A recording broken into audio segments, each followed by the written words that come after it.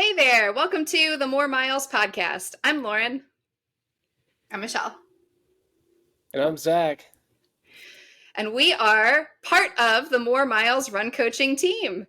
Today, we are 3/4 of the More Miles Run Coaching team. So Scott was not able to join us today. He had a scheduling conflict. But you may have noticed we have a new voice on the podcast. Zach Schreiber is our latest addition to the coaching team. Zach, I'm so happy you're here today. Happy to be here. Excited to be here. So if you missed our social media posts on Instagram or Facebook, Zach just joined our team at the beginning of the year, 2024. So we thought since this is his first podcast, we would take a second to introduce him a little bit. So Zach, tell us a little bit about yourself. How long have you been running? So I think officially probably 2018 was when I first started and got into running. Obviously been an athlete for as long as I can remember, but just recently, 2018, I kind of delved into the water, and it was like the deep blue ocean because I decided to do a Ironman full distance and out of no endurance background. And from there, the rest has been history. So. Okay, so you started with Ironman. What are your favorite distances now? I think for me, it's either the 50K or the 50 miler. Okay. I think they're both fast enough, but I do love the longer distance stuff as well. And the battle between you and yourself in a 100-mile race or anything beyond that. And then I do like I have to love the current season I'm in is the marathon prep. So that's also another beast in itself. So a little bit of everything though. So what are you training for right now? So right now I am training for a 2:54 marathon, which is my Boston qualifying time, and that'll be March 17th down at the Shamrock Marathon in Virginia Beach. Awesome. Yeah. Okay, one last quick question before we jump into our podcast. What attracted you to coaching? Well, I honestly never really thought about it, and then you reached out to me towards the end of the year last year, and you asked me, and I thought about it for maybe 3 seconds, and I said absolutely yes. Why not do something that I love to do and help athletes get to where they are? Kind of like a little bit more of a background of myself. I work in emergency medicine, so I usually work with people's worst day of their life. And for me now, it's this part of my life is cool because I get to help people get to their PRs and their best days of their life. So I'm looking forward to working with people that really want to be there and want to push themselves. So awesome. We are very excited to have you. Welcome to the team, Zach. Thank you. Thank you. All right. So Michelle, give us a quick little update on you. What are you training for right now? I'm training for the Myrtle Beach Half Marathon. I'm going to say it's a goal race, but it's kind of like a maybe goal race. I've been injured and sick, so I'm coming back from a lot of crap. This is not, it's been like this third straight crap cycle of just outside life interfering with training. So I think it's going to be one of those, we'll just see what happens races, and that's it. It's kind of fun, actually. Well, how's your training going? Pressure. But it's going great. This week was the first great week because, as you know, I got sick once we started coming back from injury. And so that was a little challenge. And now this was the first week I felt like I was not a fish out of water while I was running. And I did speed work. So that was a huge win. And I was pretty psyched about it because I did speed work in the wind gusts nonetheless. And that was really, really cool. So I did it, and that made me happy. So, there's good days and bad days, but it's progress. And so this is a very different mindset training cycle for me. Usually I'm very goal oriented and driven and this needs to happen and this needs to happen. So it's kind of almost liberating, we'll just train and whatever happens, happens. No. How about Awesome. you? What are you doing? Okay, so I'm sort of in the same boat. I had kind of a really difficult 2023 in a lot of different ways, but coming off of injury at the end of the year also.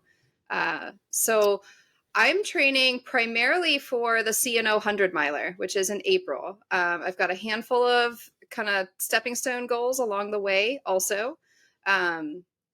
But yeah, training is actually going really well. I just this week finished my highest mileage week since January of last year. So it Oh, was wow, that's it's awesome. been a long road. And that mileage is still not super high for me, but it's like I'm coming back. I'm starting to feel like myself again. I'm starting to feel excited again. Yeah, so training's going well. I'm excited about my goals. And yeah, we're in a good spot. It's good. Maybe we're turning the Okay. corner. That's awesome. Turning the corner. Here we go. Turn the corner. 2024. New year, new you. It's going to be lit. Okay, jumping into our podcast for today, we did an open Q&A call out on social media. I feel like since we started this podcast, we get a lot of questions from listeners, from our own athletes that sort of have fed off the topics that we have already covered, and maybe go deeper into them. So we put out an open call for Q&A just to get any question that anybody ever wanted to ask. And we got a lot. So we are going to cover a lot in this episode. As you are listening, we did take all of these questions and break them down into categories. So we're not just completely randomly answering questions as they came in. So we have topics that are going to cover fueling. They are going to cover gear. They are also a lot of training questions that we are definitely gonna, that was probably the biggest section of questions that we had. And then a handful of miscellaneous questions at the end also. So we are actually answering every single question that we got. All right.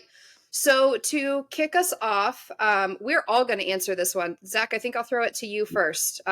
Fueling is our first category. One of the questions we got is, what is your go-to electrolyte and fuel during a run?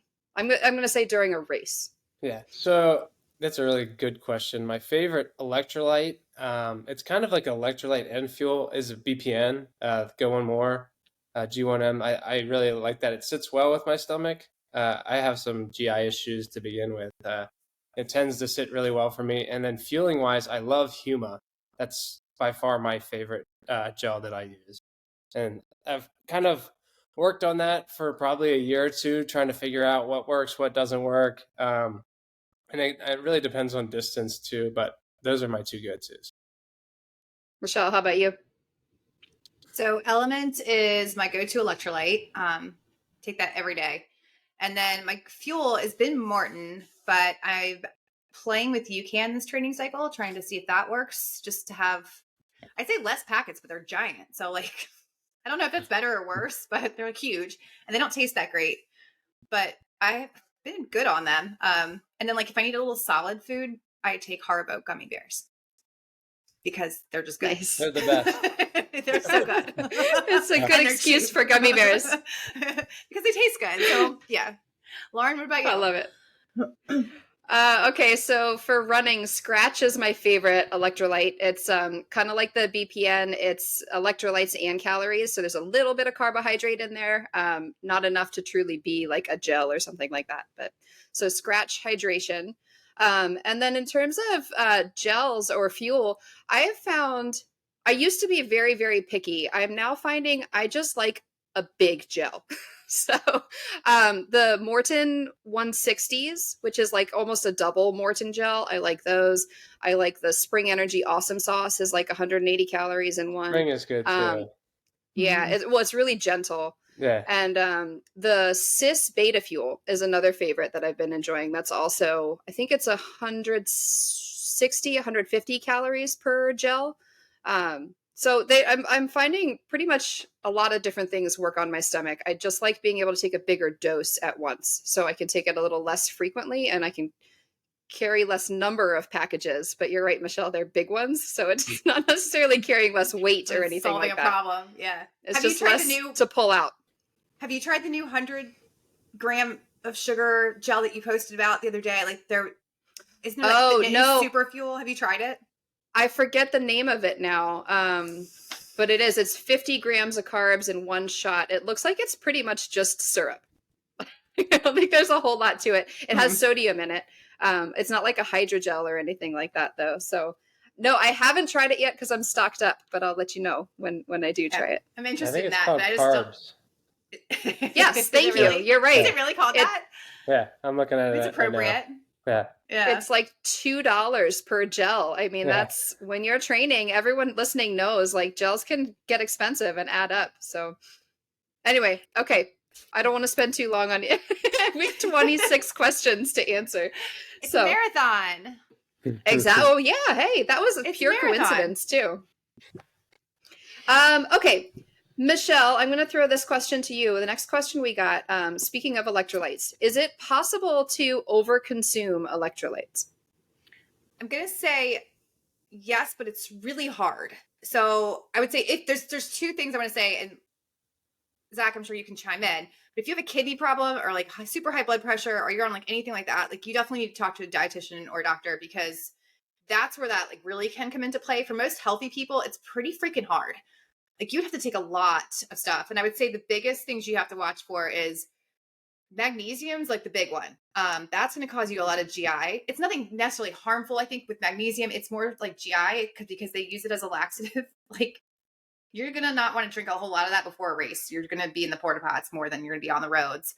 Right. And then sodium, if you have blood pressure issues, like kind of need to watch that as well, because it can cause swelling in your hands and feet and some bloating, some water retention. And if you're not drinking enough water with it, especially, like as long as you're hydrating with your electrolytes and you're getting all of them, there's 4, and kind of your body will kind of keep it in check overall, and you're just going to pee out the extra stuff. So you want to make sure you have like in your diet, calcium, magnesium, potassium, sodium. A lot of sports drinks will have 3 out of 4. Like Element has potassium, magnesium, and sodium, but it doesn't have calcium. So just kind of keep an eye on your diet and your run fuel, and make sure you're getting all 4 of them and enough of all 4. If you feel like you're getting dizzy or diarrhea or heart palpitations or anything crazy, I would get checked out and make sure you haven't overconsumed anything. And I think the only one that's like super that your body really doesn't regulate as well as potassium. It's like you would have to consume a ton of potassium to overdose on it. And you don't really find it in supplements very much. Like you don't go take a potassium supplement. You don't really see it in the sports gels in high quantities. So I think you'd have to drink do a it case for that of coconut reason, water. so you don't. Yeah. Yeah. Yeah. So like, right. Like, I mean, you would have to drink a case of coconut water or something probably to come close to ODing on that, I would think. You have to be. That would be the only You thing. would probably be vomiting before you got there. Yeah. Yeah. So very difficult to do. Listeners should also know when you sweat, you're losing electrolytes. So we're talking about all these electrolytes that you need to be taking in because you're leaking electrolytes out of your skin as you sweat. So that's where that balance comes into play. You're not just putting into your body, you're losing as you exercise, in case that was not understood also. Okay, this is another question I think we can all answer. Do you all have favorite post-run eats, specifically make ahead options? What is your favorite quick meal or quick grab after your run? Michelle, I'll ask you first. Okay. So my favorite go-to on a weekday is I take Icelandic yogurt and I mix it with protein powder and some collagen. Mix it all together in this big goop and top it with thawed frozen berries and some granola. It's like 40 grams of protein, some carbs, and some vitamins. I like it. Zach, how about you? I'm looking right now at the Kodiak pancakes. They're pretty good after a long run. Any type of carb, I'm like all game for after a hard workout. So that's a great one. Those you just throw in the microwave or the toaster super fast. They have a lot of protein in them too, don't they? Yeah. Yeah. Okay, mine is a sandwich. I crave a sandwich as soon as I'm done my run. It doesn't matter if it's 8 in the morning or 11 in the morning. It's a sandwich. So whole grain bread, so I'm getting my carbs. I put spinach on there so that I've got a veggie and the tiniest bit of micronutrients. And then it's either like deli meat is super quick and easy and convenient, or eggs if I have time. So it's a hot or a cold option, and a little bit of mayo because it's so good on the bread. So I've got my complete easy to go, easy to take, easy to make ahead. I'll probably also add on there, because this listener specifically asked about make ahead options. Leftovers from dinner are so easy, are key. So like when you're making dinner that's got a vegetable, a carbohydrate, and a protein, whatever protein you're making for dinner. Make a little bit extra when you're making dinner. And leftovers are such an easy grab it out of the fridge, take it with you to work. I think Just to another add one I that like, option on there. especially in the morning, if you like just ran and then you're coming back and you're eating, is like overnight oats, and then like I putting was some just like gonna Yeah. say that. Yeah. chocolate chips in there or something like that. Man, there's nothing Well, like and it. if you Yeah. get Yeah. the brand name ones, I did not know this because I had like an ad on Instagram. If you go on their website, you can order like all these flavors, and they have like 20 grams of protein Mm-hmm. Yeah, each they're one. good for you. They're like so good. You could also add protein powder in there with it too. Just a Yeah. little bit extra Yeah. fluid to. Okay. All right. Moving on. Our next question. Zach, I'm going to throw this one to you. This is from one of our athletes. Drinking soda is my vice. Does this hurt my running, and how would quitting be beneficial? I think so. It's one of those things, especially in the ultra community. It's like soda and Pepsi and Coke are like kind of staples, especially in like late aid stations and stuff like that. But like, I think you got to think of your relationship with like soda and like sweets sometimes is like, what can I add in instead of like removing it? And I think when you get to the point where you add enough good stuff in that like other things kind of tend to fall by the wayside. But other good options for this sort of stuff is like you can do like Zevia, Olipop is another really good one. There's a couple of other good things as well that are like good substitutes that like really just like for me, I love soda water because it still has that like bubble to it and it has like a little bit of like that taste to it. But it really just depends on like what other things can you add in to help like supplement that, in my opinion. Well, so where you mentioned that we tend to see a lot of like Coke is at every aid station in an Right. ultra marathon, for example. Sometimes you even see it at marathon aid stations. Why is that? Where could it be helpful for you? Like where's the balance between maybe your running life and daily life? Right. I think as far as like in a race, like I mean, I think sometimes it's hard to like, especially in ultras, I feel like sometimes if it's like in the summertime or something like that, it's hard to be like, oh, let me have a coffee or something like that. It's like sometimes your body just wants some sugar and some caffeine. And caffeine, I think, like, especially in the morning or like late at night when you're in the middle of the woods, it like kind of snaps you out of things and just like gives you that little jolt that you may need, that little bit of a boost. And sometimes, like for some people, I don't know this is a wives' tale or not, but like a pinch of salt and so in like Coke or Pepsi on an upset stomach will help with like any GI distress that you're having during a race. So, like I said, wives' tale, take it or leave it. Give it a try on your next long run when you're in a in a bad spot. But yeah, Yeah, you hear that especially for like ginger ale, Sprite, that right, kind of thing. Yeah, I think that's a great answer. You can put those things to use right away when you're on the run. Like all right, of that sugar is going to go straight into energy usage, and that caffeine is going to perk you up a little bit. When you're off the run, though, what's happening with all of those sugars. So right. that's the thing to think about. I like you mentioned Zevia. My husband loves that one. It is it's stevia sweetened. Olipop is the same. I think they're tasty. Like they've come Yeah, up they're with some very good good. products. Yeah. And it just gives people another like avenue or option to, they can get expensive. Like we were looking the other day, I was at Target with Heather and like a can of Olipop is like the equivalent of a gallon of milk. I was like, oh my gosh, it's really expensive, but they're good. And like sometimes you just want one. You just need something that like bubbles in your mouth that is a little bit more than just like a water or an electrolyte drink or something like that. So Well, so that's a good point, right? Look at it as a treat rather than as a like your daily hydration, your regular thing that you're drinking. right. Okay. All right. Our next question, Michelle, I'm going to throw this one to you. The question is there any advice on where to start with counting macros and or ways to simplify the process? This is a big question. This is a big one. We did a whole podcast on nutrition. So like I think that's a good reference to go back and check out our nutrition I'll link that one in the podcasts. show notes. Yeah. So like, there's in-season training, there's off-season training, but throughout your training cycle, generally we say 1 gram of protein per pound of body weight. That's where you should be starting as an athlete, even as a non-athlete, just to make sure you're maintaining muscle mass, you're recovering properly. Carbs and fat are going to kind of go up and down depending on where you are in your training. And you need both. So like, definitely don't think that we shouldn't have carbs or fat in our diet. But as far as counting macros, like there's some good tools out there if you need to get a good start. If you wear a running watch or a wearable, they're going to track approximately what your calorie burn is for the day. And I say approximately because most of them can be up to 30% off. So you have to take this with a grain of salt, but you can look at that and see how you feel. If you're starving and it's, way under counting your calories, or if you feel like you can't eat that many calories, it's probably a little over. But wear your watch through the day and kind of calculate, and you can link that to Chronometer or MyFitnessPal, which Chronometer is one of our favorite tools to use just because it also shows your micronutrients and you can see where some deficiencies may lie. And they can also help you calculate like about what you need in there. So like they can take your burn and say, okay, this is about how much protein, carbs, fat you need.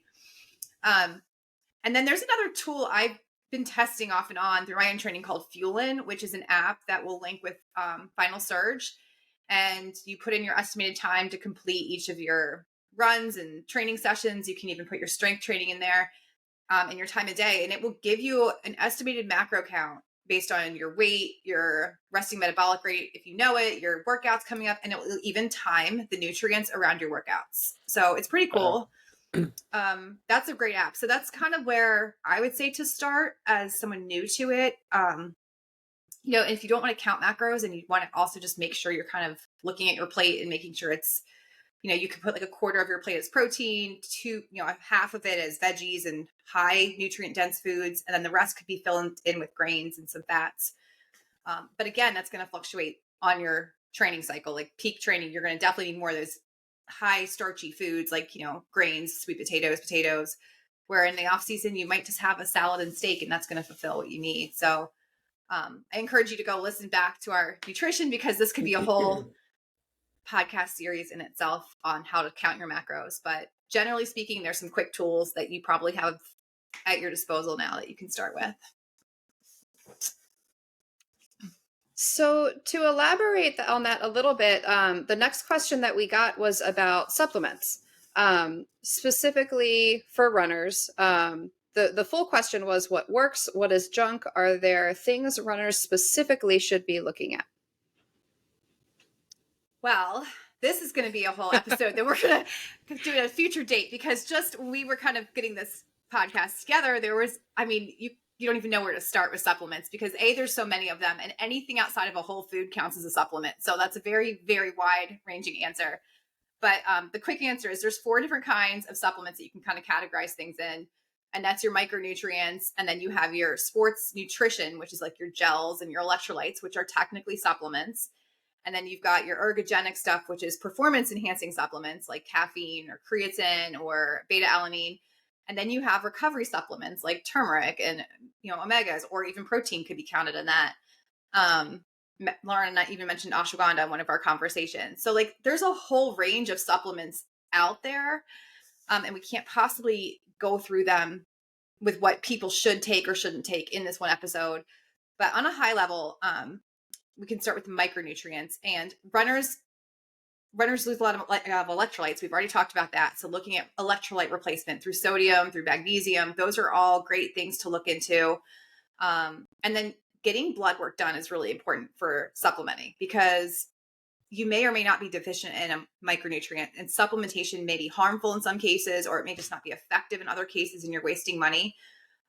We have a partnership with Inside Tracker, and that's one of many blood services out there now, but we love that one because it's specifically geared towards athletes.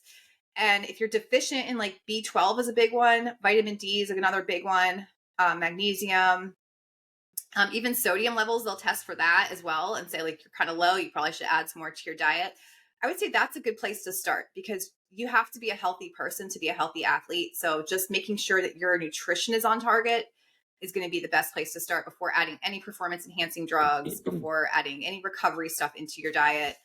And the only other big one is protein powder, which we've kind of touched on a little bit, is just to make sure you're getting that 100 grams of protein in your diet. I know that's like a lot in a very short amount of time, but again, this is like a massive topic that we could really get into, and it gets very specific, and there's side effects to each of these that you need to watch for. So it's very individualized. I think for the person who asked this question, it's a great question, and like Michelle said, it's a pretty deep topic. So for our next coaches episode, we're going to do a full episode that is getting into this subject a little bit deeper, so that we can kind of explain why these things are important, what you need to look for. I also just want to emphasize, because the question was brought up in the context of like social media and a lot of the influencers, podcasters, that sort of thing that you see out there. I mean, you can find something, if you scroll for 5 minutes, you'll have a ton of different recommendations for a lot of different products. The key that I would say is to make sure you're aware of who it's being marketed at. So even when we're talking about like podcasters, health network podcasters, are they talking to the average American? Are they talking specifically to an endurance audience? Think of those kind of things as you're listening to the recommendations that you're getting and the information that you're taking in, because programming that's directed toward your average standard American diet folks is different than what an endurance athlete needs. Your needs are different than the average sedentary person. So make sure that you're considering that as you're taking in information online. And I want to say, like, again, really quick, we'll go in deeper. Like, no, go ahead. Going into that, like, you also want to look at the brand that is selling to you, and before you purchase from them, like, look for the clean sport certification in these third parties, because those are the ones, like, if there's marketing to pro athletes and they have these sports certified things, that means they're not putting anything illegal in there. There's no extra stuff in there your body shouldn't have. And it's probably that ingredient that's active, and that's it. Like, the rest is kind of inert stuff. If you don't, as well as pollutants, right? Heavy metals and things like that. Yeah, so you want to make sure it's clean and reputable and sport safe. Even if you're not planning to win awards or go through drug testing at the Olympic trials, you should still have that certification on there as an athlete. And there's a very few brands that have that.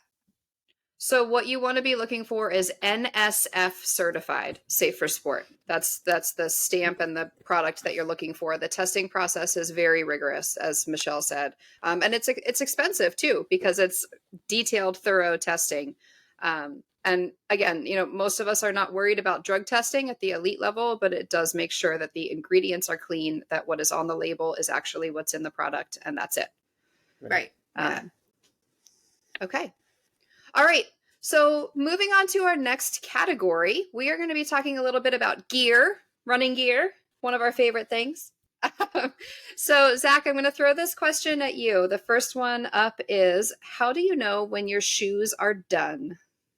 We were talking about this earlier. I'm actually going through this right now. So I know there's like a general, 250 to 350 mile-ish area. And I think that depends on the shoe and the type of runner you are. But I think a lot of it has to do with your feel too, right? And where you're comfortable. For me personally, I think I usually tend to switch out of things around 250 miles ish. I start to feel it in my feet more, my legs. I just don't feel like I have like a normal pop. If I don't know if that makes sense or not, I don't feel like I have that spring that I normally do. And then I'll come home from runs and my feet are sore, and I my legs just feel a little bit more heavy. And even if it's for me, I'm on a down week this week, and I still feel good, but I just came back from a run today. I was like, man, I definitely need some new shoes, because I'm just not getting that same feeling. And then so for me, we were kind of getting into this talk of when I start a training block for things. So for me right now in the marathon, I tend to buy a pair of shoes or a company that I stick with. I love Ultra. That's what I've run in for probably 2 or 3 years now. And so I'll just pick a pair of shoes or two pairs of shoes that I know that I can rotate in and out, but I'll stick with them for, the entire training cycle. And then I'll just buy a couple extra pair, knowing that these shoes work for me. They're tried and true, that sort of thing. And then I just go ahead and just buy them again. So that almost kind of leads into another question that we got also around shoes is when getting shoes, how do you know how to avoid if you're going to have issues with them like blisters or the sole bunching up in the shoe was another specific question that we had. How do you Right. know the shoe is going to work for you?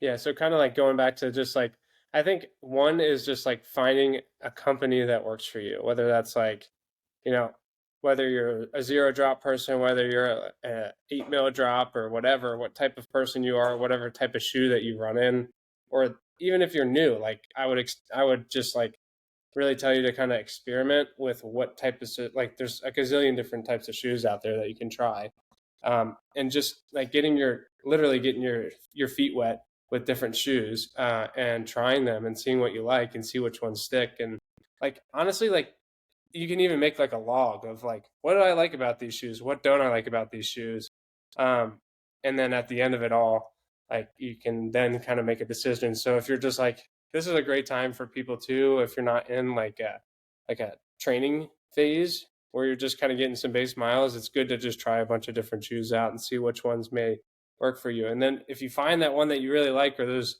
that company that you like, and then you find like one or two that you like within that company, and then just stick with them for your training block, and then just roll them into that. And that way, like I've ran in these shoes hundreds of times. Like, I'm not, there's no question about like, am I going to get a blister? Do I not like something about the laces, or, on race day where you're just like questioning, and there's like all this like things that could go wrong because you really haven't run with them that much. So like that, I always say, just try to get it like that's the same thing with gels and electrolytes and everything. Just get your practice and your reps in.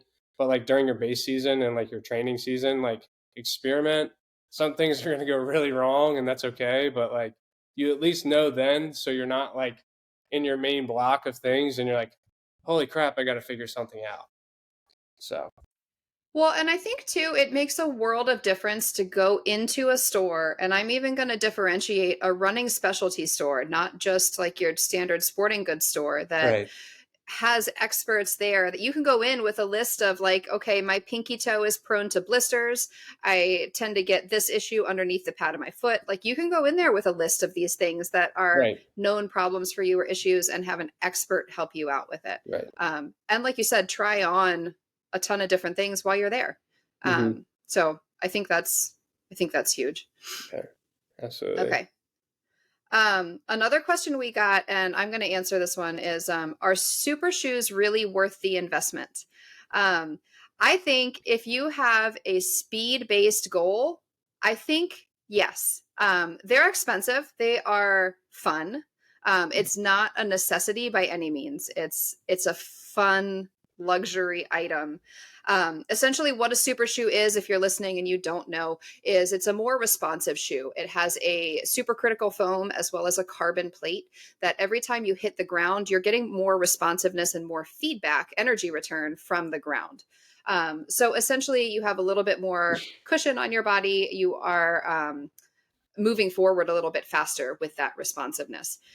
Now, I'm going to caveat that with so it literally is making running slightly easier. It's that extra 1%. Depending on the person, depending on your running form, it can be more than that, actually. It kind of depends on how responsive you are to the shoe. If you are not confident that you have good running form, and we talked about this in our last episode, super shoes can actually work against you and be hurtful to you rather than helpful. So I would say if you are confident in your running form, you're going after a speed based goal where having that extra 1% could really help, could make a difference. Yes, they are fun, and I'd say they're worth the investment. You definitely want to try them before race day. It's something that you should do a couple of workouts in to make sure they're comfortable, to make sure that you are responding well to them. Usually you want the shoe to be pretty fresh for race day though too. So maybe you go out for your last 2 or 3 big workout sessions to test them out and then go race in them. And then in the next training cycle after that, you can continue using that shoe maybe for your earlier season workouts. So you get a good lifespan out of it. But I would definitely caveat and say that they're not for everybody. But if you have good form, They are fun, and they are definitely helpful. They They are really really do fun. give you the benefit. Yeah. I If you've did it. never tried them before, you take them out for a run. It's Yeah. wow. You put new tires on a car, like, holy moly. I didn't know I could Totally. rip it like this before. So, oh, and they make them in every brand at this point. I don't know of a brand that doesn't offer a super shoe, and they even are starting to make them in trail shoes also. I don't know how much of a benefit you're getting in a trail shoe. They're definitely road specific, flat surface specific, but they're really super shoes are the future. They're here. They're not going anywhere. So you might as well try them out and get the benefit from them. Okay, moving on to gear and more shoe questions. Michelle, I'm going to throw this one to you. Could issues arise or possible injuries occur when switching to a shoe with a lower heel drop? Or I'll add on there a higher heel drop. If you are changing your heel drop, could injuries result from that? Yeah, absolutely. And they often do, especially when you go suddenly from zero drop or to zero drop. So like if you've been running in like, I think Brooks Adrenalines are like 10 to 12 millimeter drops, and you go straight from that to like an ultra, your first run, you may not feel it. It might feel a little different, but I guarantee you, if you keep training directly into these ultras, you're going to have some issues. And the most common ones are Achilles tendonitis is a big one, calf strains, because you're kind of suddenly lengthening the back of your leg, like coming from a high heel to flat. Foot pain's another one. So to avoid it, there's a couple ways you can kind of taper into changing your heel drop, whether that's going up or down. You can go from like a 12 to an 8 to a 4 to a 0 over time, like just kind of slowly get your body acclimated. Or you can start wearing the zero drops for some short bursts of running the first week, and then gradually increase what percentage of your runs are in those zero drops. Like maybe you start with a 2-mile run 1 day a week for a couple weeks, and then a couple, 3-mile run twice a week, and just see how your body responds. But it's going to be very specific to you. Like, how do you respond to that new shoe? Because you're changing your form without realizing it. You're taking your foot from one position to another during your run. And that's going to change things all the way up your kinetic chain. So injury could happen for sure. Just do it gradually somehow, or both ways, move to a 8 millimeter, 4 millimeter drop a few days a week and a zero drop, rotate your shoes throughout the week on different runs. But yes, it could happen. So here's to add on to that question. Is there a range that is reasonable to just kind of interchange, that there's not a process that you need to be too concerned about? Yeah, within 3 to 4 millimeter drop, I would say you could rotate pretty well. I mean, I rotate between Hokas and Ultras, and I've had no issues going between the two of them. But making that initial switch, because I was an adrenaline runner for many years, that was kind of a shock on my body when I started moving towards those zero drops. It was it took a couple months really to get into ultras as my main show. I would agree with that. I'd say 4 millimeters you can interchange pretty easily, up or down either way. But much more than that should be a process. Yes. Okay. Next question is, Zach, I'm going to throw this one to you. The question is, poles, do we need them, and what kind? I think it depends. What kind is probably a difficult question, but yeah. So that's kind of I think it's a race specific question. So like, if you're going to go run a sub 3 hour marathon, you're not going to need poles. But I think if you're... Nor will they allow you. They'll probably kick you off the course. But for me personally, Eastern States was a race where it was, you're gaining close to 200 feet per mile, and over 103 miles. And for me, I like looking back on it now, like that was probably one of the things that saved my legs the most, both on the ascension and descending parts of the course, because there's a lot of just up and down, up and down, up and down. And you get into those later miles, I think that, it just distributes the load of gravity much better than you just running. but I will say, if you're going to use poles, make sure you're training your upper body too, uh, especially your triceps and your lats. So lots of tricep extensions uh, and like pull ups or lat pull downs or something along those lines, because you're doing a lot of this, which is, or even the ski erg is another really good uh, cardio movement that you can use, because otherwise you're going to get like some sort of tendonitis either in your shoulders or elbows come race day, or if you just start using them out of the blue, because you're doing a lot of pushing and pulling, but it takes a lot of load off your lower half, which is very nice. So I think I'd throw in there too. So because you're able to disperse the effort a little bit more evenly throughout your body, anytime that you are really pushing yourself to your limits of fatigue. I had an athlete a couple years ago who did 209 miles on the C&O Canal. C&O Canal is pancake flat. There's no climbing, there's no descent, but he was running 209 miles. And he had actually been training for a big mountain event that was canceled for COVID. So he had yeah, the poles, he had been practicing with them, decided to take him out on this flat long run. And it was day 4 probably that he pulled him out and started using them to give him that extra support, disperse the effort a little bit more. So it's like another set of legs essentially, yeah, if you think yeah. of it. Yeah. So they definitely have a place. If you're using them in a race, make sure that you look up on the race website. Not all races allow them, depending on the event, depending on the difficulty, depending on the crowds. Because if you are in a crowd on single track, they can be in the way, and they can be inconsiderate of other runners sometimes. So make sure you look it up on the race website. Make sure you've practiced with them. You're not just going out first time in a race using them. Right. But they do have a place for sure. Yeah, and then to answer the second part of that question, which ones did Oh I yeah, use is Black Diamond. But what's the other ones? Leckies or whatever? Lakey is the other. Yeah. Yeah, Lakey.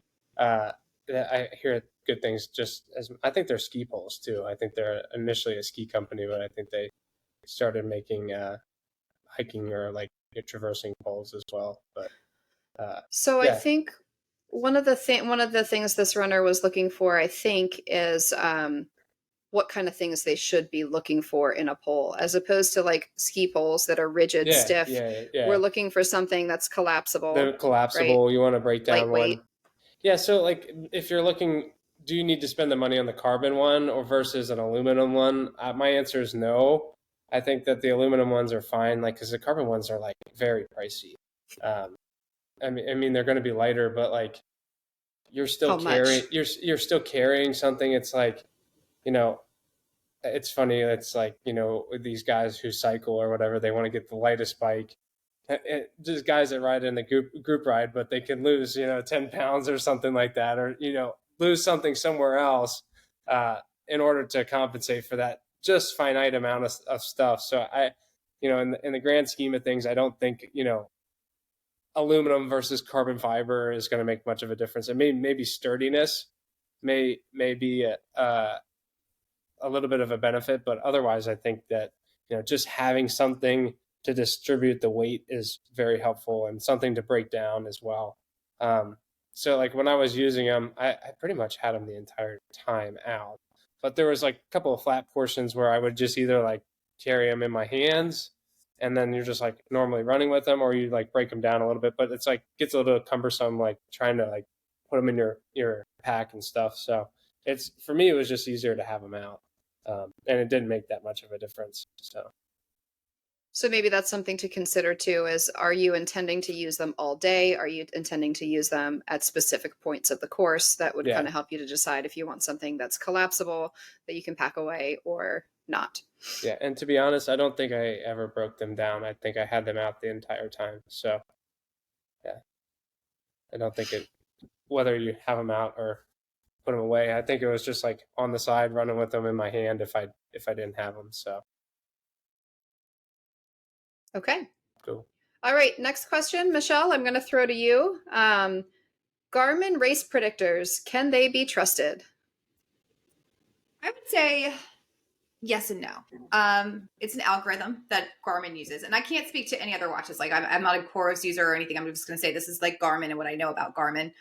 I think they give you a good ballpark to reach for generally. Like my race times have been pretty much in that range. But they don't take in a lot of factors. This is an algorithm based on your training, and you'd have to wear your watch all day because it also factors in your recovery from your training.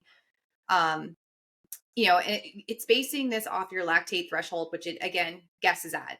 It's not an actual measurement. So, but it doesn't factor in weather conditions, how you're feeling that day, how your stomach's acting that day, the wind, the terrain. And when I was researching a little bit on this, on how the algorithm worked, some places are saying it doesn't even factor in the elevation, even when you put an actual race in. So like if you have a hilly race, it might be very far off, and no one can confirm or deny this. So if Garmin's listening, I'm really sorry. If that's incorrect, please let us know if we've gotten that big. But it also doesn't know what shoes you're wearing. It doesn't know how crowded the course is. It doesn't know where you're starting in the course. It's basing this on optimal conditions, like a flat, beautiful day, not enough sun, not a lot of sun. You're properly fueled. You're properly rested, everything going right. So you're thinking like it's predicting this, like when Kipchoge made that 2-hour marathon attempt, it's like those conditions. There's like very little wind resistance. You've got the exact right clothing on. You are perfectly fueled, tapered, and everything for that day. So it could be like if you follow everything to a T and you're running a fast course and you aren't in a crowded area, like you could very well hit that pace, but you might not. So I would say it's a good range to look at. Like, okay, I could run in this area, but I wouldn't take it as gospel. And the other factor to that is if you're a power athlete versus an endurance athlete. So it's basing your times off of your training. But some people are more, they're better at 5Ks than marathons, and some people are better at endurance events than 5Ks. So it's basing all of your pace predictions, from 5K to marathon off the same algorithm. But if you're more of a power athlete, you might blow those 5K times out of the water and be a little bit higher on the marathon end, or vice versa. So I think it's a gauge, it's a tool to use. Like you could say, okay, if I didn't have a goal and I don't know how to make a goal for this race, it's a good area to look into. But I wouldn't take that and say, okay, well, it says I can run this marathon in 3:58 today, so I'm going to run it in 3:58. And then when it blows up or it's not near that, don't go sue Garmin because it's a tool. Garmin's fault. Don't be upset. Right, it's Garmin's fault. I would say it's a good tool to have. It's fun to watch. I would not even really look at it until the end of your training cycle. Like peak training is where it's going to be about the most accurate it's going to get. But it's a tool, like everything else on your watch. It's a guess. I think there's a caveat I would add in there, especially because right now we are in the dead of winter and we've got a lot of people running on the treadmill right now. It does not take into account your treadmill miles because and we're going to get into this in a second, your GPS watch is not accurate on the treadmill. It's taking its best guess and it knows that. So it's not giving you training status feedback when you run on the treadmill. So if you are doing your speed sessions, your tempo runs, your long runs, your quality workouts on the treadmill regularly, like you might be doing at this point of the season, those workouts are not going to be factored into your training status, your VO2 max, your race predictors. So keep that in mind too. You're doing the work, you are getting that training stimulus, you're getting that effect, and Garmin's not going to show it. That doesn't mean that your fitness is subpar. It just means it knows that it's not reliable on the treadmill, so it's not counting that data into the algorithm. I don't know if yours does this, but mine will even jump some days. Like if I'm ill recovered and I go out and I have a really bad run day, like I go out and run and it's like way off pace because I'm tired, it will like jump my marathon time up like 4 or 5 minutes, which is like kind of ridiculous for one bad run. Like you see it change because like, oh, like your heart rate was pretty high at that pace today. Like I think you're now like a 4:10 marathoner. And you're like, wait, what? I had one bad run. So like you can see where it's calculating. And I feel like it's like the stock market. Like just don't look at it until like you're ready to look at it at the end, because it'll drive you crazy if you sit there every day and like, well, how'd that work out fair on my marathon time? That's kind of like the whoops too, I feel like, and like all this other stuff. It's like I feel like it's a good guide for you, but like at the end of the day, you gotta like trust your training too. Like you know the work that you put in, and like if your coach is prescribing you this, that, and the other, and you put it in, you've worked really hard at doing what you need to do. I feel like a lot of that stuff is like kind of rubbish, because you know that like at the end of the day you're ready for it. So Yeah. it's a good tool. Totally but agree. It's a good tool, and it's a good like gauge to kind of like get you in like that ballpark where you think you could be, but like trust yourself and trust your training, because you know yourself and you know how you feel. So if you're Yeah. feeling great, rip it. You know, if you're not having a great day, then like pull back. So I stopped looking at my recovery Agreed. data on race day. Just because yeah, at that point, it is what it is. If I'm 30% Great. recovered according to Whoop, I'm still running the race. Like, I'm not going to quit because Yeah. Whoop said, "Oh, you don't look recovered today." Yeah. So Yeah. it's a tool, like everything. All right. So we're going to kind of jump right into training, and we're getting right into treadmills. That was one of the top questions, is about treadmills. So Michelle, I'm going to throw this one to you also. The first question we got is, how do you stop counting miles during treadmill runs? I like literally just did an Instagram video about this last week. So it's really freaking hard. I'll be honest. Like, I've been running for 20 years and I still count flipping miles on the treadmill because it's hard not to, because you have nothing else to do except stare at that stupid screen that just tells you your pace and your mileage. So some things that I've done to chunk up, especially long runs, like long runs are the worst on the treadmill. I'll watch TV shows, I'll watch movies. If it's an easy run, just kind of get into something I like. I will also, if you have access to like a Peloton app or something similar, I will stack Peloton workouts, and I don't do the long ones. I do not do the 60-minute endurance runs because those are boring too. I do the 20-minute easy endurance runs, or like the 30-minute endurance runs, something that keeps me in my zone, not a bunch of interval workouts or anything, just so I have someone interacting with me, and it keeps me interacting with the screen. Like, oh, I'm increasing elevation, I am increasing my speed a little bit, so I can keep it in my heart rate zone that I need to be in on the treadmill, but also like interacting with something, because you don't have the stimulation of outside. You're just kind of sitting there.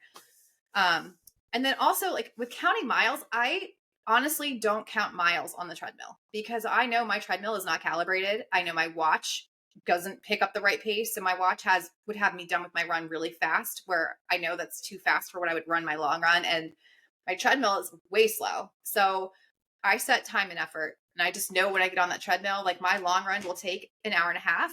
And that's what I would normally run this in. So I'm going to get on the treadmill for an hour and a half. This is the heart rate zone where my effort needs to be. And then I just go and I cover up the miles because I don't like watching them. It's boring. I think that's a really good point about the time-based efforts on the treadmill instead of like mileage. I think that because otherwise you get caught up in doing a lot of stuff, and instead you just kind of like put it as, oh, let me just go out for 45 minutes or an hour or hour and a half and on the treadmill and just go by feel. And it could be like a good easy recovery day. Sometimes it's like, I feel like other times it's good to do like if you're some speed workout, or if it's really cold outside, if you don't want to do it. But yeah, I think the key for that is definitely the time-based stuff. I think that's a really good point. Yeah, and I I'll play completely games, agree. like when I run. I'm sorry.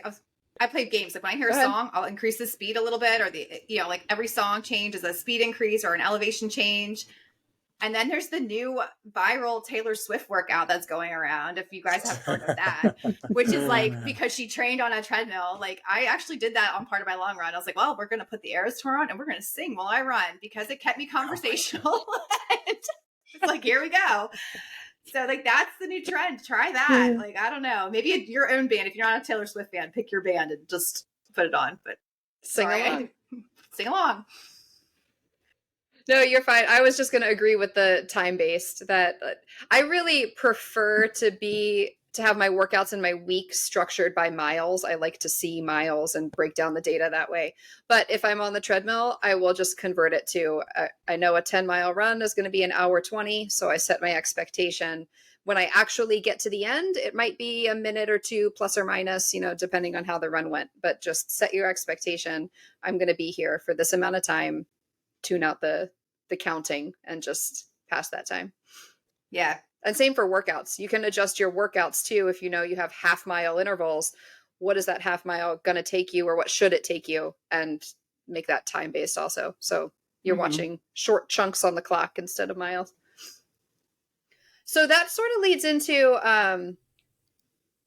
well, gosh, I mean, like kind of all of these questions go together. We've got like 3 or 4 questions that are pretty similar. I'm going to stick with the treadmill for a second. Michelle, you touched on like calibration and that your treadmill's not calibrated right, your watch isn't calibrated right.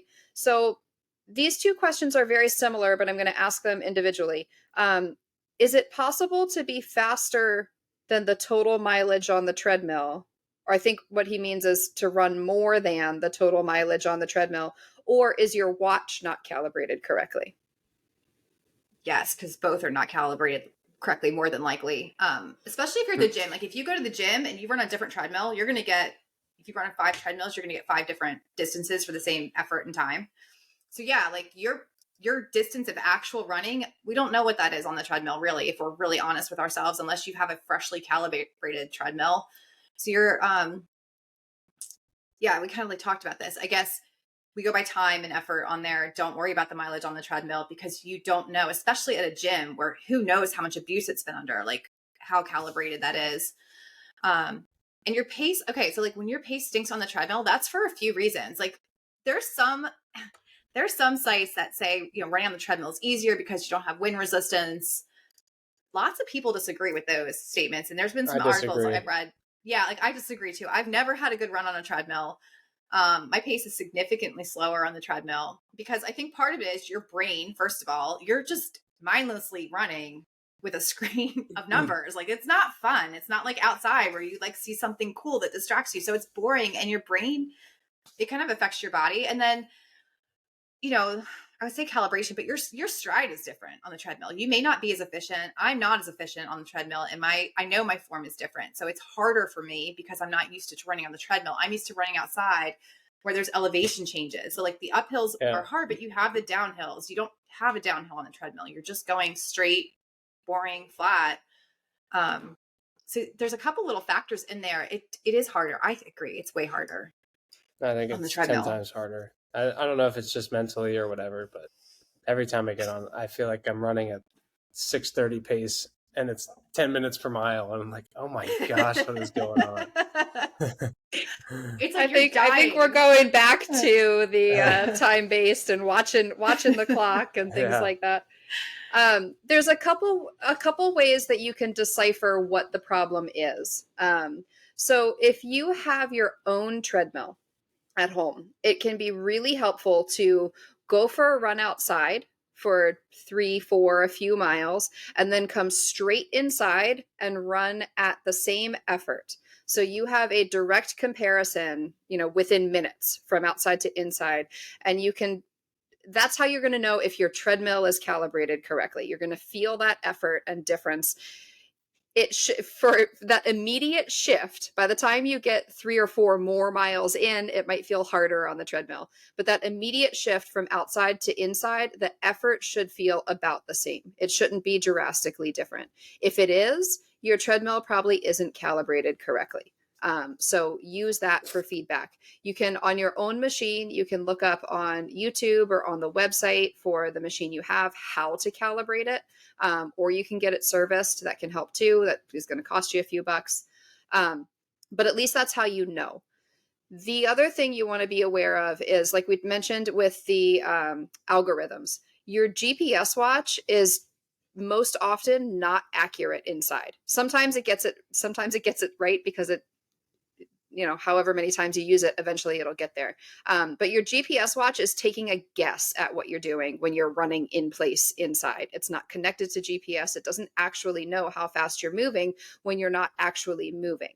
So what it's using is your average stride length and your heart rate and using that to guess what your pace is. And then pace over time is how it's calibrating your distance. So when in doubt, rely on the machine first because your watch is less likely to be accurate. But again, it's also possible that the machine is the inaccurate one. So that's where you can kind of figure out which is which. If you really don't know and it's really frustrating you and it's too much data to think about, like we said, break it down into time and effort and just focus less on the specifics of the data and make sure you're investing the time and the effort for your intended workout for that day. But don't expect your watch and the machine to match up almost ever. So if they are off, usually trust the machine as the accurate data. But if you're concerned, focus on effort instead. Does that make sense? Okay. Moving on from treadmills, then, I think. So, next question, Zach, I'm going to throw this at you. How do you stop the obsession of looking at your watch? I used to obsess all the time about this, but what I used to do is just duct tape it. I would just duct tape my screen so I wouldn't look at it. And in the wintertime, you can just pull your like long sleeve over top of your watch so you're not looking at it. Especially if it's like just a recovery run or something, I purposely will I still do it. I'll pull my sleeve over my watch so I just don't look at it and I just go by feel for that day. Is that right? Is it the right thing to do?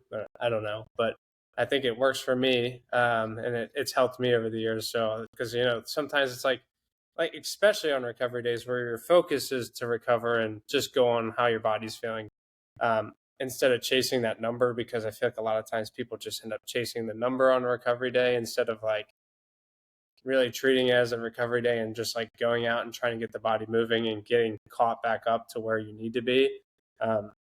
That's a whole other episode, I think, in itself. But, for me, I think either just duct taping or covering it up or just like trying to ignore it, or you can just like flip it around so you don't see it. I think tape is the solution if you don't trust yourself, because you can just pull that sleeve right up and take a pee. Yeah. So if you don't trust yourself to stay committed to keeping your sleeve down, tape is the next step. Yeah. Tape it up. Agreed. Okay. Next question I'm going to take. The question is, when do you know you're doing too much or overtraining? The thing I wanted to focus on with this question is recovery. Zach was just touching on recovery too. Overtraining is more often or less often about the training itself and more often about lack of recovery. You're not adequately recovering. So if you're concerned, if that is starting to come up in your mind, am I overtraining? The first things that you need to look at for yourself are your recovery tools. How are you eating? Are you getting enough protein, enough carbohydrates, enough total calories in your day? So that's number one. Your second thing is going to be sleep. Are you sleeping well? And then the third thing you're going to look at is your training and your running performance. So first, you need to be looking at your recovery before we even talk or touch on your training. Food, sleep are most important, and hydration. I'll throw hydration in there as well. Then we're going to take a step and look at your training. When we're talking about overtraining or overloading or doing too much, we're looking at patterns. It is never one run, and it's never even 1 week of training that's going to tell us if you are dipping into that overtraining or overdoing it status. It's a pattern. So the things that we will start to see is that you are slowing down, especially on your quality workouts. On your recovery runs, if you're slowing down, that's a sign that you are recovering. You're giving your body the recovery it needs. It's asking for more recovery, and you're slowing down to give it more recovery. That's correct.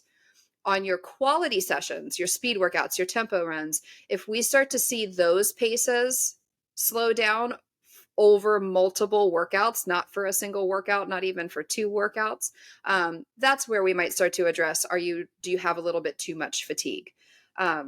So signs first are going to be to look for your recovery. And you can also, if you're not sleeping well, or if you have a really low appetite, those can be signs too. So the first thing we want to make sure is that you're recovering properly, but inability to recover properly can also be that sign. So that's when you need to talk to your coach. I'm not sleeping well. We need to adjust your training so you can get your sleep on track. And again, it's going to be a pattern. So if you have a bad workout or you have a bad week, that's not a sign that you're doing too much, that you're overtraining, that you're losing fitness. It's a longer term pattern and trajectory that we're looking at.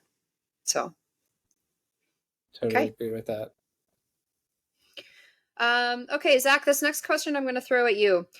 What are the main injuries or issues that a runner should be wary of when pushing themselves to their limits for a race?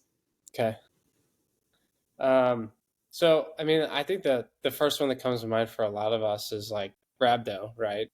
And that's where you have too much muscle breakdown that your kidneys essentially get clogged up, and it causes an acute kidney injury, which can require like hospitalization and stuff like that. The other things definitely like any heart issues, right? Like if you're having palpitations or you're having chest pain or anything like that, I think that's like, those are like absolutes, yes, like pull out of the race. And we were joking earlier. And the other thing I think is like, if you have like a bone sticking out of your skin, I think that's probably a good reason to stop a race as well. But I think beyond that, as long as it's not anything that was like, you took a really bad spill and twisted your knee and felt a pop, and now your knee is like swollen and you can't walk on it, or your ankle or something like that, like, you're gonna, like, especially in Lauren, everyone can attest to this at some point, when you get deep into a race, it's like you're gonna have things that hurt, and it's like kind of, I think there's a line in the sand too where your mind plays a little bit of a trick on you, where you're like, oh, I can use this to kind of like, this is my way out. But if it's something that's like legit and real, and like, your pacers and your crew are like, hey man, you got to stop, like this is not good, then that's a reason to definitely pull out of a race, because you don't want to go into rhabdo. You don't want to have like a heart dysrhythmia or something like that, or end up worsening a tendon injury or a ligamentous injury or something along those lines, by risking yourself and having another fall or something like that. But outside of those, like, I think, if it's just like an ache or a pain, I think you can probably push through it. And it's just like one of those things that you need to trust your training too, and know, like, is this just my mind playing tricks on me, or is this like legit and it's real? And I mean, there's going to be, I think on any big race, there's going to be some sort of medical aid at any aid station too. And, you can always get checked out. And I think they frequently have physicians or, some sort of medical staff, EMTs, that can check you out. And if they, they give you the A-OK and they give you the nod. And like the other thing is like, if you're like not with it and you're hyponatremic, I think that's the other big one that would be, is like, if you're hyponatremic or something like that, or you're hypothermic, those are things that you definitely like can't push on in a race. Like that's not good. But and those are things that medical staff can pretty well alert you to right away. Hyponatremia being when you have low blood sodium. So I'm glad you mentioned those, because we didn't talk about those in advance. Those are good ones. I think the overall message there, because a lot of when we're looking at these kind of concerns, we're talking about ultra marathons. This does happen in road racing too, but it is a lot more common when we're talking about day-long, multi-day sort of adventures. So I think your advice to rely on your crew and rely on medical staff is really helpful, because a lot of times there's a line there, right, between you want to keep going, you want to keep pushing, and your crew are people who love you, support you, and probably know a little something about what you're doing. If you're not picking someone who knows a little something about what you're doing, you should, and can help you to figure out where that line is of, do you need to walk for a mile to figure it out and see if you'll get to the other side? Or is this a point that your crew is saying, this isn't good, we need to stop? So lean on other people. That's what they're there for. That's part of the reason why it's thrilling to chase this kind of goal in a race environment, as opposed to just going out and doing something massive in the woods by yourself. Is you have that support, you have that little bit of safety net and security, that people are there looking out for you while you are pushing your body to extremes. And when you're at mile 80 or 85 or 90 in the middle of the night, you're going to find every excuse to quit a race anyways. Right. So I think, oh gosh, my toe, my finger hurts or something, you're going to find the littlest thing, just because your brain is looking for everything to get yourself out of where you are. But yeah, I think like having some ideas or people to balance things out. Like, am I just being a wuss, or like, am I good to go, sort of thing? And if they're like, yeah, you're good to go, then like keep on keeping on. But if there's something like, if you're having chest pain, or you're not peeing, or you're not, you're disoriented to the point where it's no return, or like I said, a bone sticking out or something like that, then you should definitely stop. But otherwise, keep on keeping on. I think this isn't always an option for everybody, but if I am picking my crew for like 100-mile event, if I have a choice, I would like my last pacer to be somebody who has done that distance before. Right. It doesn't even have to be the same capacity if you're doing a flat race or a mountainous race, but someone who's been in that position of suffering before, Right. who knows what you're going through and can help you read that line of, Right. no, we need to push. Like, you're okay, keep going. But having someone who's been there before and knows what that feels like is really helpful. And it Right. also helps you to really trust them when they give you feedback, when they tell you that you're okay, you're fine, or when they have concern and fear on their face. Right. So if that's an option for you, I think that's really helpful during those late miles of a big race. Totally agree. That was good topic. I like that one. Yeah. Okay. Michelle, next question I'm going to throw to you. This is the formula for max heart rate is 220 minus your age. As you become more aerobically fit, does your max heart rate ever increase? So I want to address this in two parts. There's several formulas for calculating max heart rate. There's some newer ones, and I wrote down the names of them because I did not know the names, but there's some new, if you look them up, there's one that's more specific to women now.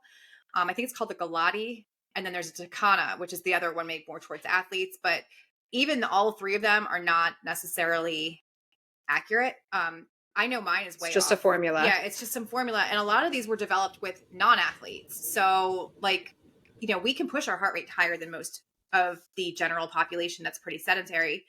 But a lot of it's genetic also. So some people, even if you're a well-trained athlete, you may have a lower max heart rate than somebody who's less trained because there's a huge genetic component to this. And just because your max heart rate is a certain level doesn't mean you're fitter than someone with a lower max heart rate. So there's a huge component. But I would say if you are coming into training and you are new to training, you can increase your max heart rate to a degree. The amount that you can increase it varies depending on different studies. There's no like set amount, like you can increase it 10% or 3%. It will go up. And part of that is because you've probably never hit your max heart rate. If you've never trained before, if you've never raced hard, you may not even know what that is. So it may seem like it goes up. If your calculation says your max heart rate's 180 and you run a race at 195 and that's your first race, more than likely you didn't bring it up. That was your max heart rate to begin with. But you might see that it gets a little higher over your next couple of years of training. But then there's a point where it starts to decline over age anyway. So like it's going to come down every year by this calculation.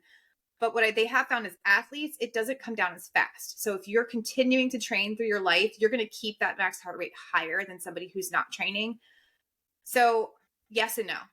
It depends when in your life you're coming into training. It may not go up as high as it would have if you started at 20 versus 50.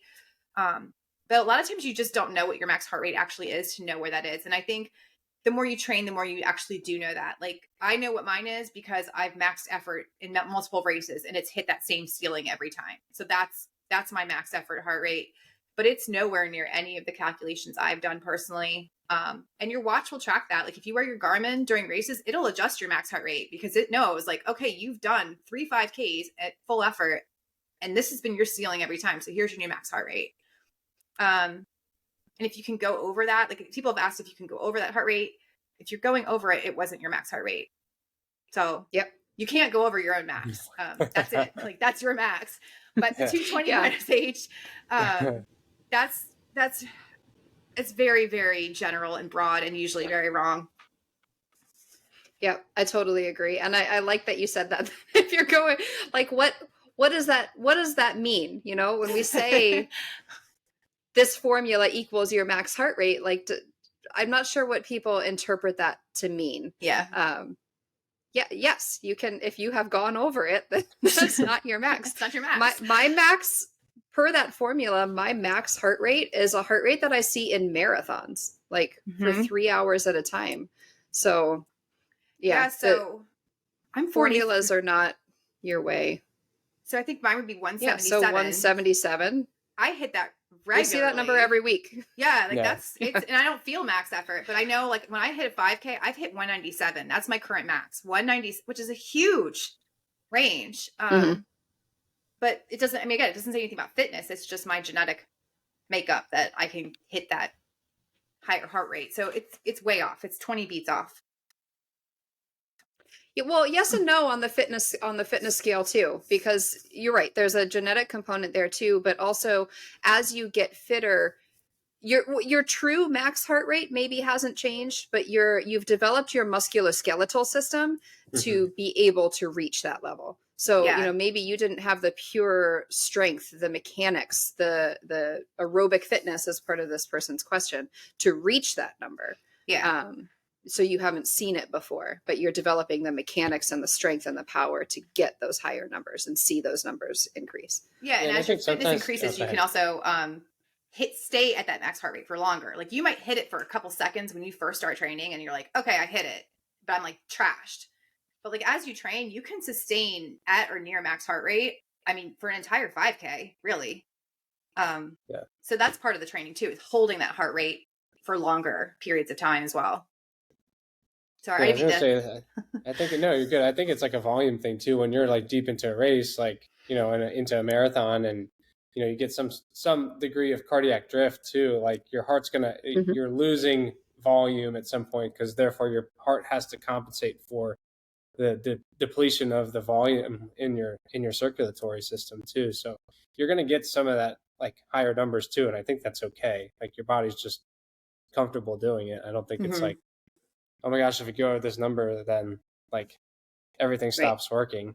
I don't think that's the case. So Your heart doesn't It doesn't explode. Yeah. That's a legit Yeah. question that I get all the time. And so maybe that's something to reassure people too, is that your heart doesn't explode when it reaches your max. There are so many steps that your body takes to protect itself if it does feel like it's getting too high, the effort is too much. First of all, it's going to slow you down. It's going to make you slow down if it's not in a healthy spot. Your body will protect itself. And if you're not listening or you're not responding, that's when you start to see like someone will pass out.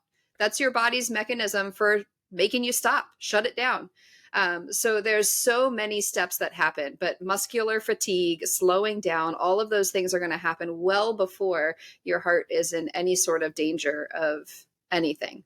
Right. But it doesn't explode when you reach your max heart rate. It just is really hard. Mm-hmm. And you can't hold it at a certain point. Okay. Next question we got. Oh, we're coming into our final 10K here. This is question 20. Okay.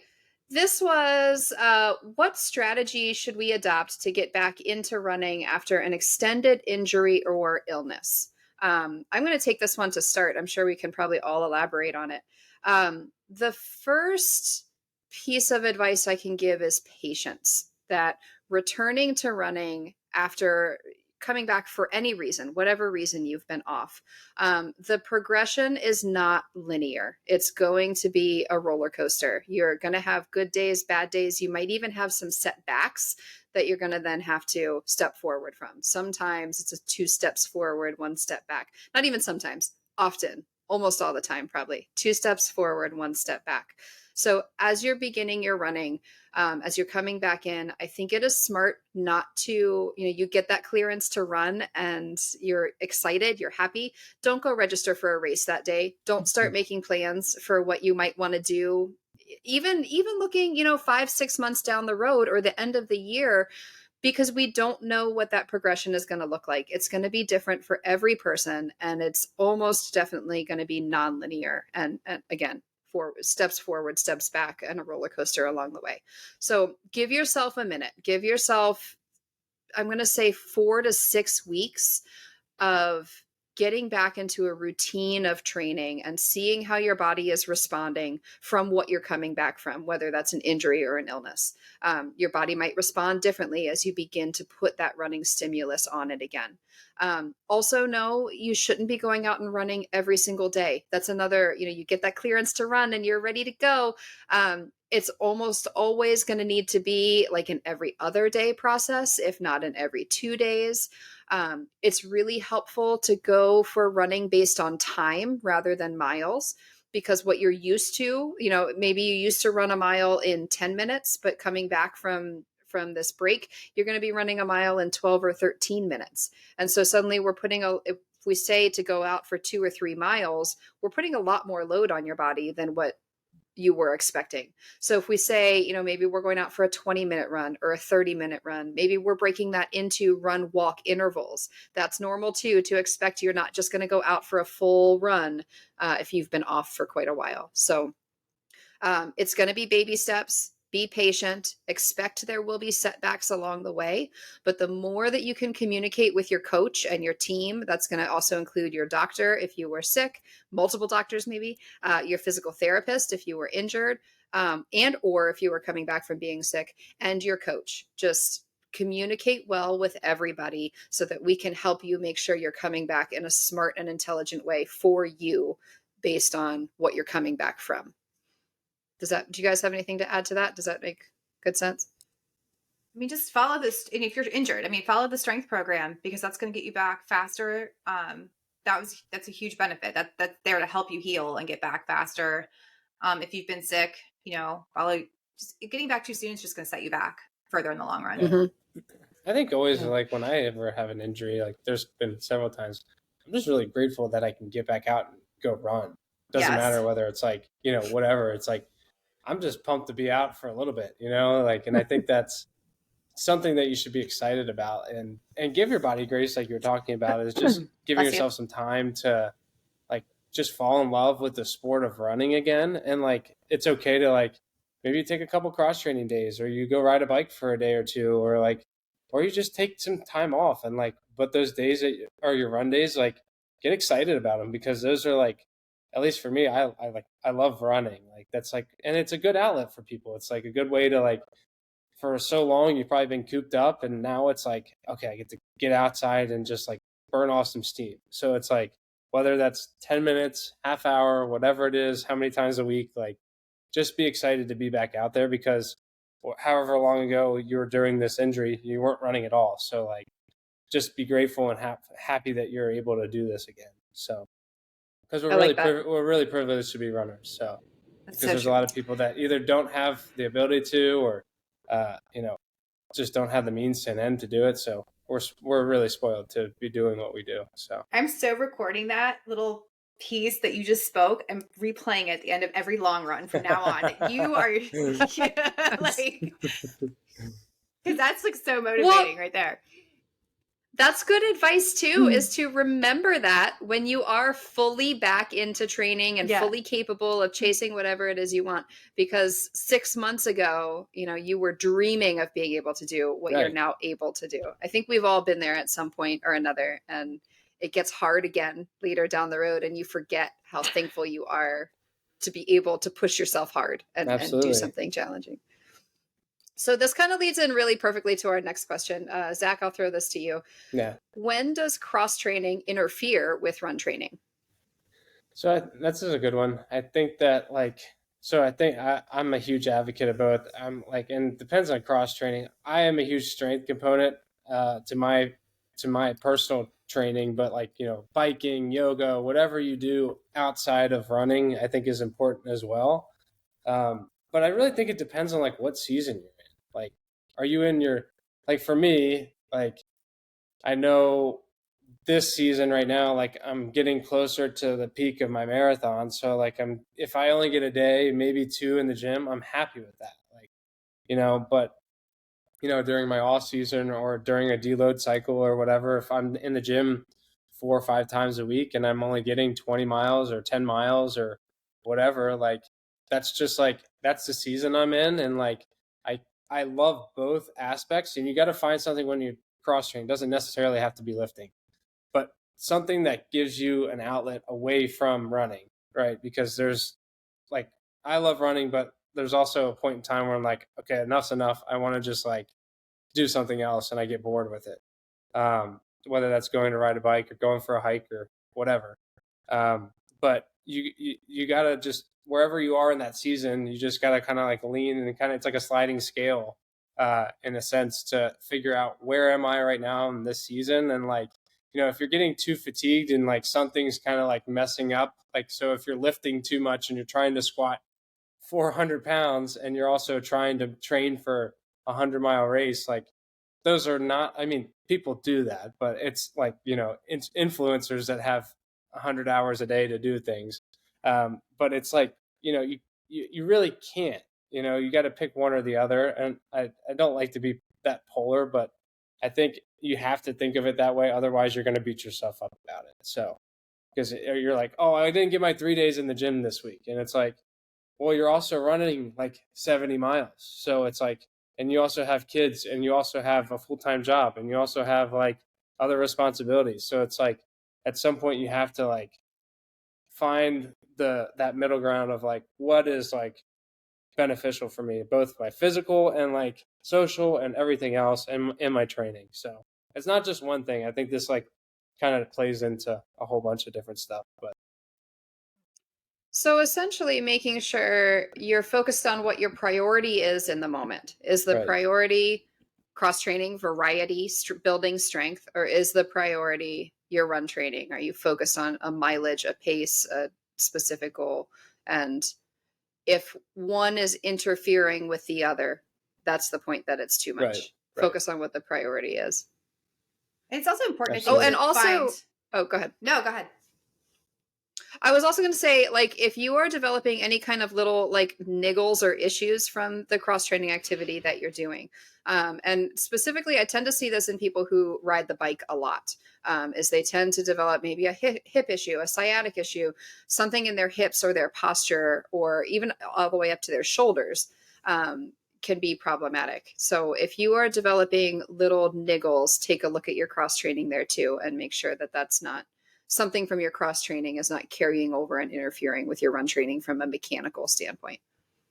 Yeah, I was just going to say, make sure that the cross training you choose complements your running instead of competes with it. Like, we put a lot of impact and repetitive motion. And so like adding like Pilates or bar, if that's something that you like, is great because it strengthens your hips. It's a lot of hip work, a lot of lateral movement that is low impact. So like something like that, you could probably add more of that in versus, a HIIT class where that's more impact. Mhm. It's a lot more frontal and plane movement.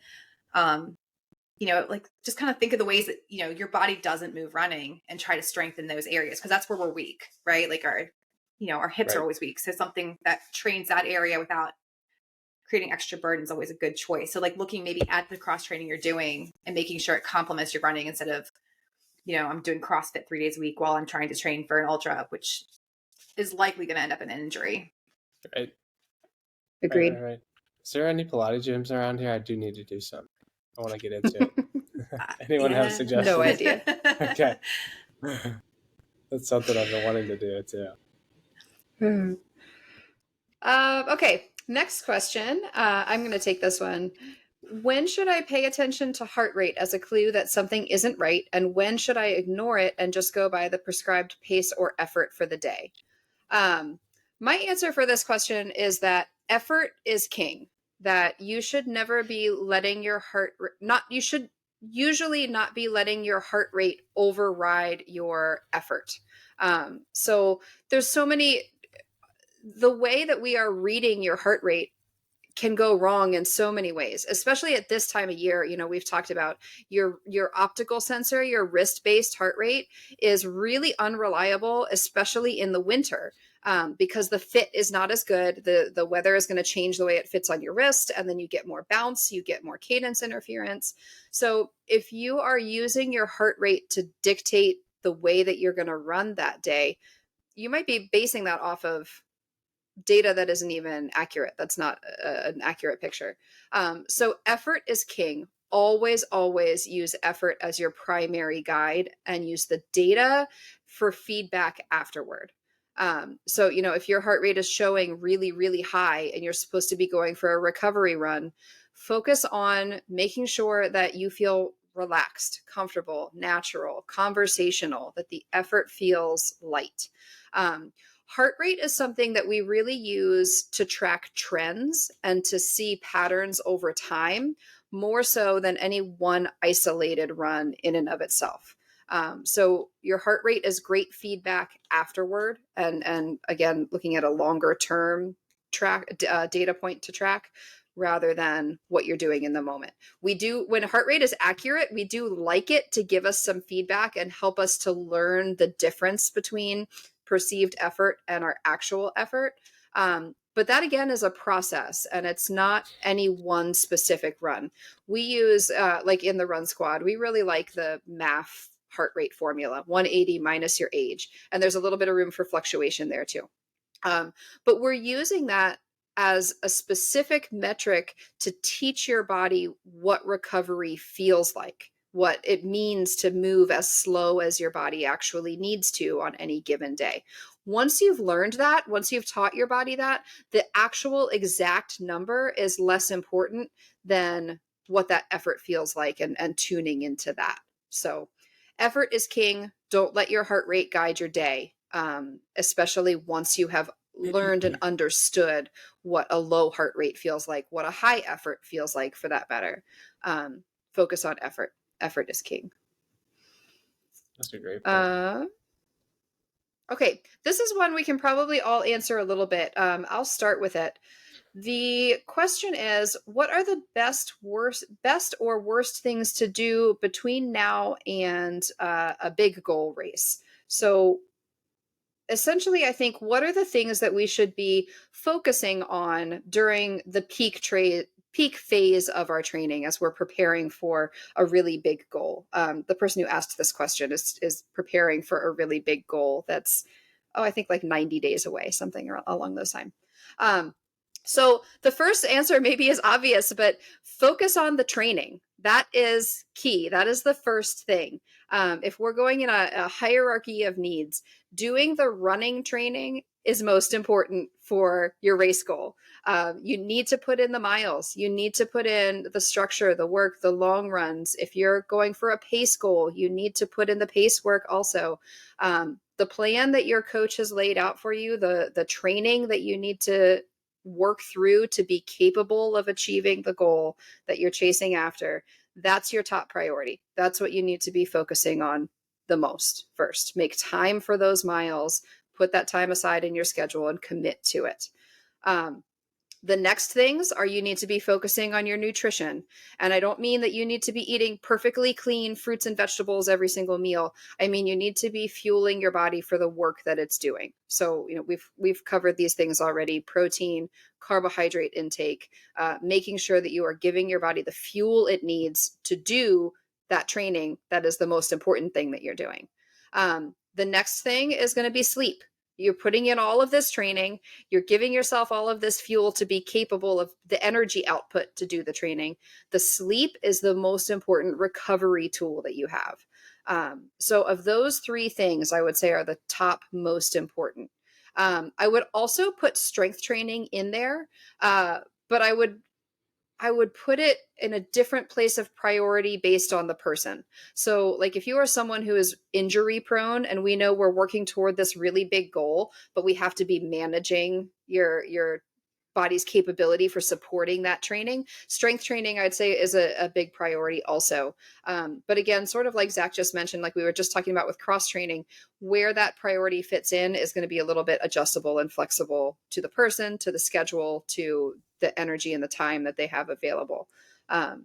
So that's what I would say. When you are in your peak training phase, make the time for the training, get the miles done, get the work done, fuel for it, recover from it with sleep. Those are the things you need to focus on. Would you guys throw anything else in there as priorities during peak phase? Yeah, I'd throw in dialing in your in-run fueling, like, which is part of the nutrition, but like get the exact brands down and exactly when you're going to take them and dial that in. So that way you're practiced and prepped, because that's time to practice your racing fuel as well. So that way, once you get to the end of peak training, you know exactly what to do on race day. And then foam rolling, like that's a big one that gets overlooked. I think That's making sure you do that one before your runs and at night. Just make sure you're keeping things protected from injury. Yeah, I'd say that, and all the ones that you guys said above. But I think the other big thing is like sometimes, especially with a big race, it's tough to like not get yourself worked up about it and like just trust the process of things. And like if you have a bad day or if you have a bad week, like don't let it like linger, and don't let it be one of those things where you're like, oh well, I missed this week or I missed this big training run. It's like, so what? You missed one training run. Like go back out there and and just make the most of whatever, because like things are going to happen, life's going to happen, but like just try to stay as consistent as you can and focus on like the big goal here. Because I mean, when you compound 90 days of workouts, like that's 90 runs or whatever, like 80 runs or whatever. So one in the grand scheme of things is not going to make like an enormous difference. So I think that's the other thing sometimes is like, personally, I'll get like kind of like conflicted with is like, oh man, I missed this workout or I didn't hit this number or whatever. It's like, you know what, who cares? You're still putting the work in, and you just got to trust, like maybe you're just having a bad day and you just got to see like the greater scheme of things. So Agreed. Okay, we're getting close to the end here. Here we go. We're moving into our miscellaneous category, which is just things that are not specific to run training or fueling or gear. So a couple more questions here. Michelle, I'll throw this one to you first, although you both might have some good input here. What is safer, running in the dark in the early morning or running in the dark at night? I think that depends on what hours you're talking about. So like it's dark now at 6 o'clock at night. It's also dark at 7 in the morning. So I don't feel unsafe running at 7 in the morning right now, I'll be honest, because there's a lot of people out. And same with 6 at night. There's so many people around where I'm running. And I think it depends where you're running. Like if you're by yourself on a trail or some back roads, you have a little more room for concern versus running on well-lit main roads. So I think a lot of that has to do with where you're running. If you're running alone is another thing. Like if you have friends with you, like I'm pretty comfortable running pretty early and pretty late with people with me or my dog with me and whatever. Just make sure you wear lights. You have your phone charged with you. You have identification on you in case something happens. And you're being road safe, like while you're out there, if you're on the roads. And if you're on the trail, make sure someone knows where you are. You give someone, send a beacon out to someone. But if you're like talking like middle of the night hours, I don't know. I would just be really cautious and just be aware of your surroundings because there's not many people around in case something does happen, whether that's a medical issue or, some strange person's kind of freaking you out a little bit. I'd say, stay near civilization, stay near your house. There's no real difference, I would think, in the actual safety of either one. It's more like, where are you running? Is it populated? Can you get help if you need it? Do people know where you are? But I don't think early morning versus night is necessarily one is safer than the other. Agreed. Yeah, I would agree as well. Okay. Second to last question, although these kind of tie in. We're each going to give an answer here. If you could pick only one weight training exercise for your legs, what would it be? Somebody go first, because we all I can go first. Well, when we went through these at first, I said an RDL and a squat, or RDL and a lunge. But Lauren and Michelle had both said RDL and lunge.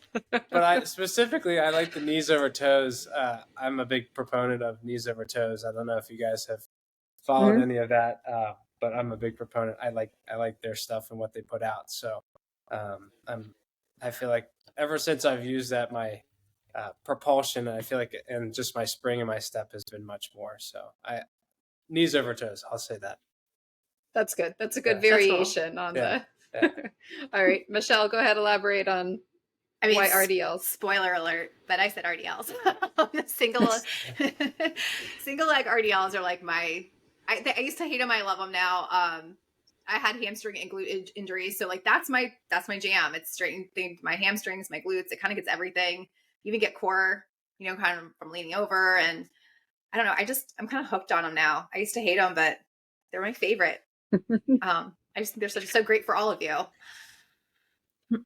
Okay, I said lunges because it activates everything. So you're getting everything from even a little bit of like calf, foot, ankle stability and you're getting that in RDLs too.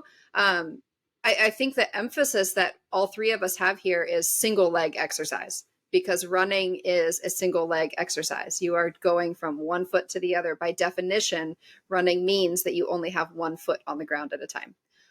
So your lunge has so many different variations. Most variations are in some way going to hit your quads, your hamstrings, your glutes. And those are our running powerhouse muscles, in addition to challenging your stability, which RDLs are also, single leg RDLs are also going to do. So yeah, I think we're all on the same page there.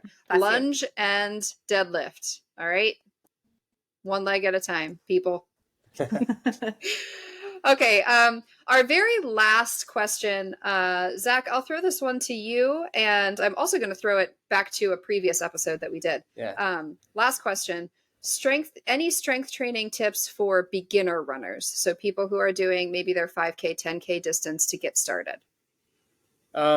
So I recently heard I was listening to a podcast, and I really liked the way they broke this down. I think runners tend to focus on lower body, but I think that, I think there needs to be a push and a pull from the lower body. I think there needs to be a push and a pull from the upper body as well. Some sort of core stability. And this is like all within the same workout. And then some sort of like lower body stabilization, if that's like, if you're on like a balance ball or something like that. I think those, and if you can put those into some sort of circuit, I tell people to pick like 5 to 8 exercises where, this kind of goes back to my CrossFit days, but I really like the structure of these formats or these workouts because they work pretty quickly, and you can get a lot of work done in a short amount of time. Is every minute on the minute sort of thing, and you just pick a number of a certain exercise. So if you're doing, 8 exercises, you just 5 rounds, and every minute on the minute you're doing like 6 RDLs on each leg, or like, how many RDLs or whatever, then lunge, and then a pull up, or, like an assisted row or something like that. And, or a push up, or, some variation of those sorts of things, and some kind of core stability. I think then you're hitting a little bit of everything. And again, I think it kind of depends on like the season that you're in as well. Cause like, for strength, if you're trying to do something, if you're trying to run, like a faster race, and you're pretty deep into that training, it doesn't make sense to just decide to go ahead and start doing that stuff. But if you're like kind of at your base training, you can add in some stuff, maybe a little bit more heavy that builds a foundation, and squats and all that sort of stuff can be definitely used in your training cycles as well. But I think, for the most part, as runners, if we're getting, 1 or 2 days a week, probably 2 days a week, would be like my ideal. Then I think just like a lot of single leg work, because that's what you're doing. Like you said, like we talked about, like we're on one leg majority of the time. So we also I wanted to throw back to episode 12 of our podcast. We did an episode with Elite Performance Institute that was strength training for endurance runners. And that's a helpful listen if you are just getting started with strength or just getting started with running. But a lot of what we talked about in there is how to work it into your training also, like what days of the week, how we work that stuff in addition to exercise ideas and what things are good to focus on. But that was a great answer, a push and a pull for each part of your body, each major part of your body. That's perfect. Okay, guys, we did it. 26 questions. We made it through. This is kind of a long episode. So thank you if you listened all the way through and you are here with us too. We sure appreciate it.